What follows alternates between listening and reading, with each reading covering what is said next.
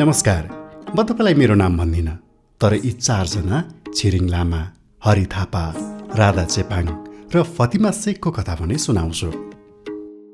यी चारजना नातेदार होइनन् र एकअर्कासँग परिचित पनि छैनन्, तर यिनीहरूले अनुभव गरिरहेको, भोगिरहेको केही कुरा भने एक आपसमा मात्रै होइन, संसारभरिका हामी सबैसँग समान छन्। तपाईँ म जस्तै यी चारैजना आफ्नो जीविकोपार्जन चलाउन कुनै न कुनै रूपमा वातावरणमा नै निर्भर छन्।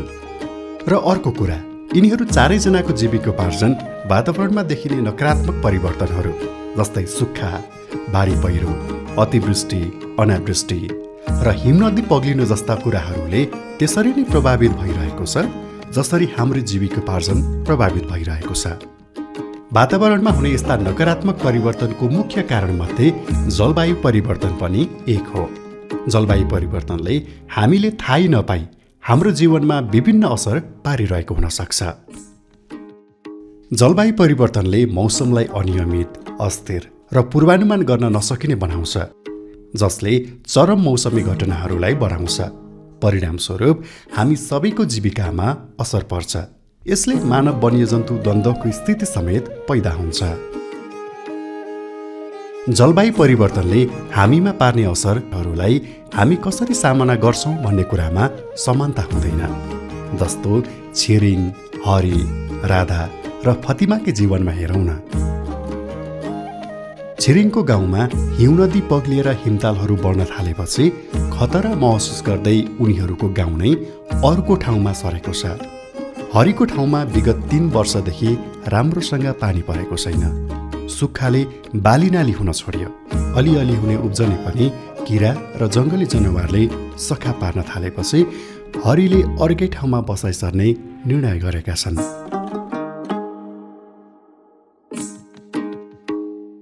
राधाको चाहिँ गाउँमा वर्षेनी ज्यादै धेरै वर्षा हुन्छ अनि उनको गाउँमा बाढी पहिरो जाने भइरहेको छ। भूक्षय पनि धेरै भएको छ। उनको घरलाई नै खतरा भइसक्यो। तर गरिबीकै कारण राधाले त्यो ठाउँ छोडेर अन्तै जान सक्ने अवस्थामा पनि छैनन्। अर्कोतिर कहिले पनि बाढी नआउने ठाउँमा समेत नदीको बाढी पसेर फतिमाको घरखेत सबै बगाइदियो।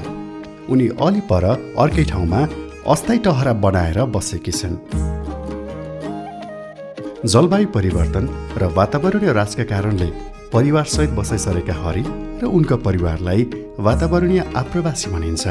वातावरणीय आप्रवासी भन्नाले ती मानिसहरूलाई जनाउँछ जसले वातावरणमा अचानक वा क्रमिक रूपमा आएको परिवर्तनका कारण आफ्नो जीवन वा जीविकामा असर परेर आफ्नो स्थायी घर छोड्न बाध्य हुन्छन् वा स्वेच्छाले छाड्छन् र स्थायी वा अस्थायी रूपमा आफ्नो देशभित्र वा विदेशतिर बसाइ सर्छन्। फतिमा अपाङ्गता भएकी महिला हुन्। जलवायु परिवर्तन र वातावरणीय राजका कारणले उनी आफ्ना 3 बच्चासहित अचानक विस्थापित भएकी छिन्।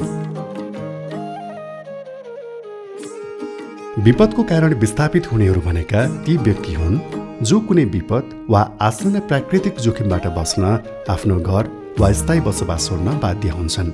यस्तो विस्थापन तब हुन्छ जब प्रभावित व्यक्ति प्राकृतिक जोखिमको सिधा प्रभावमा हुन्छन्, जहाँ उनीहरू अत्याधिक कमजोर छन् र त्यस जोखिमको प्रभाव सामना गर्न सक्ने क्षमता राख्दैनन्। जलवायु परिवर्तन र वातावरणीय राजको प्रभावमा परेको छिरिङलाई सरकारले अर्कै ठाउँमा स्थानान्तरण गर्दैछ। पुनर्स्थापना एक योजनाबद्ध प्रक्रिया हो। यस अन्तर्गत व्यक्तिहरू वा समूहहरूलाई आफ्नो घर वा अस्थायी बसोबासबाट सारेर नयाँ ठाउँमा बसोबास गराइन्छ र उनीहरूलाई आफ्नो जीवन पुनर्निर्माण गर्नका लागि आवश्यक साधन प्रदान गरिन्छ। राधा जोखिमका बावजुद पनि आफ्नै ठाउँमा बसिरहेकी छन् र जलवायु परिवर्तनका नकारात्मक असर सहन बाध्य भइरहेकी छन्।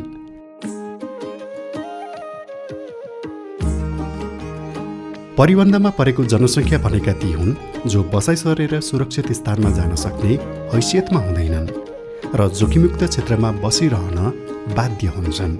उनीहरू वातावरणीय झट्का र गरिबीप्रति अझ बढी सङ्कटाभिमुख हुन पुग्दछन्। परिबन्धको अवस्थामा खास गरी गरिबी तथा सीमान्तकृत समुदाय तथा घर परिवारका व्यक्तिहरू पर्ने गर्दछन्, जोसँग बसाइ सर्न पर्याप्त स्रोतहरू हुँदैनन् र बसाइ सर्दा उनीहरूको जीविकामा प्रत्यक्ष असर पर्दछ। यी 4 जनाको कथा फरक छन्, तर ती सबै कथाले हामीलाई एकै कुरा देखाउँछन्, त्यो भनेको प्रवासन, वातावरण र जलवायु परिवर्तन एकअर्कासँग अन्तर्सम्बन्धित छन्। जलवायु परिवर्तन तथा वातावरणीय ह्रास खतरालाई गुणात्मक रूपमा बढाउने एउटा कारक तत्त्व हो। यसले वर्तमान सङ्कटासन्न परिस्थितिलाई अझ विकराल बनाउँछ। बसाइसराई गर्न सक्ने क्षमता, त्यस्तै बसाइसराईको छनौट पनि लिङ्ग, आर्थिक स्थिति, वैवाहिक स्थिति, उमेर, जातीयता, धर्म र अपाङ्गता जस्ता कुरामा निर्भर गर्दछ। हरीले सक्रिय रूपमा बसाइसरेका छन्। हरीले जस्तै सक्रिय बसाइसराई जुन सुरक्षित, व्यवस्थित, नियमित तरिकाले गरिन्छ, त्यस्तो बसाइसराईले सकारात्मक प्रभाव ल्याउन सक्छ। हरी अहिले राम्रो जीवन बिताइरहेका छन् र उनीसँग राम्रो रोजगारीको अवसरहरू छन्। जलवायु परिवर्तनको प्रभावहरूलाई सम्बोधन गर्ने क्रममा जो व्यक्ति कामका लागि सुरक्षित, नियमित र व्यवस्थित रूपमा विदेश जान्छ, त्यस्तो व्यक्तिहरूले रेमिटेन्स मार्फत देशको विकासमा योगदान गर्न सक्छ।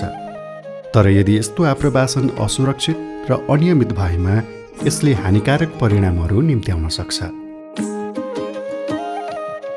आप्रवासन स्वैच्छिक हुनै पर्दछ र आप्रवासन सुरक्षित, नियमित र व्यवस्थित हुनै पर्दछ। सुरक्षित, नियमित र व्यवस्थित आप्रवासन भनेको के हो त? सुरक्षित आप्रवासन भनेको व्यक्तिले एक देशबाट अर्को देशमा जाँदा कुनै प्रकारको क्षति नबेहोरी, शोषणमा नपरी जान पाउनु हो।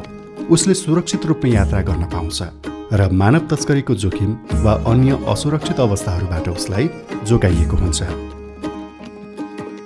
नियमित आप्रवासन भनेको व्यक्तिले कानुनी रूपमा भिजा वा कामको अनुमति पत्र जस्ता आधिकारिक कागजातहरू लिएर यात्रा गर्नु हो र सो व्यक्तिको आप्रवासन सम्बन्धी सबै गतिविधि संलग्न देशहरूको नियम कानुन अनुसार हुनु हो।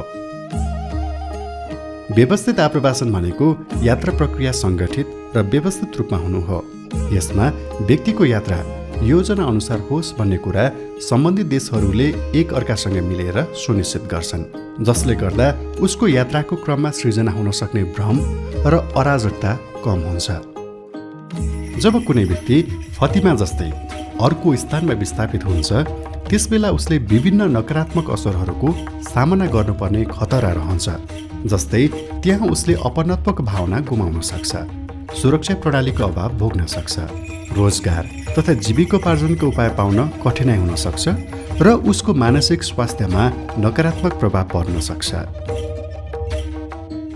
यदि छिरिङलाई गरे जस्तै सरकारले कुनै व्यक्तिलाई योजनाबद्ध रूपमा अर्को ठाउँमा स्थानान्तरण गराउने नै हो भने पनि त्यो धेरै महँगो र जटिल प्रक्रिया हुन पुग्छ। जलवायु परिवर्तन तथा वातावरणीय ह्रासबाट प्रभावित सबै व्यक्तिहरू बसाइ सर्न सक्छन् वा चाहन्छन् भन्ने हुँदैन। जसरी राधा बाध्य भएर त्यही ठाउँमा बसिरहेकी छिन्।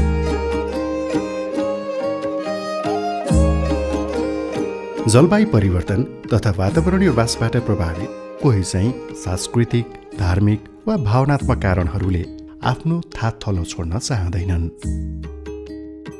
नीतिगत संरचनामा प्रवासन, वातावरण र जलवायु परिवर्तनलाई समेट्दा यसले जलवायु परिवर्तन तथा वातावरणीय ह्रासबाट प्रभावित भएका व्यक्तिहरूलाई विभिन्न कुरामा मद्दत पुर्याउन सक्छ।